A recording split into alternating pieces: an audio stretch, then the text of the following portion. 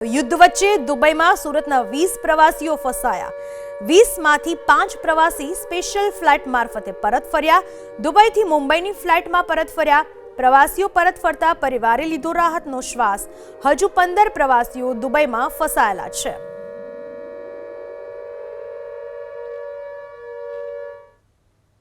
દુબઈની સ્થિતિ હાલમાં અત્યારે સારી છે, બટ ફ્લાઇટ કેન્સલેશન કન્ટિન્યુઅસલી હતા, બટ હવે ધીરે ધીરે ફ્લાઇટો રિઝ્યુમ કરે છે।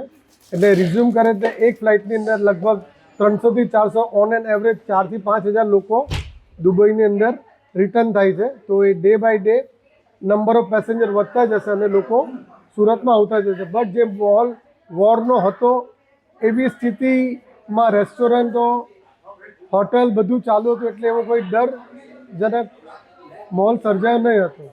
પરત લગભગ હું 2 દિવસ કન્ટિન્યુઅસલી એરપોર્ટ પર જઈને ટિકિટની માંગ કરતા હતા અને એમાં અરાઈઝે અહીંયાથી ટિકિટ જેવી ઓપન થઈ એ કરીને અમે પાછા પરત આવ્યા છે। પરિવારમાં ખુશીનો ખૂબ જ માહોલ છે, બધા ભાવુક થઈ ગયા છે, કારણ કે જ્યારે એક દેશની અંદર યુદ્ધની સ્થિતિ હોય અને સ્થિતિમાંથી બહાર આવીને પરિવારજનોને મળીએ તો એ ઘણો આનંદનો માહોલ છે।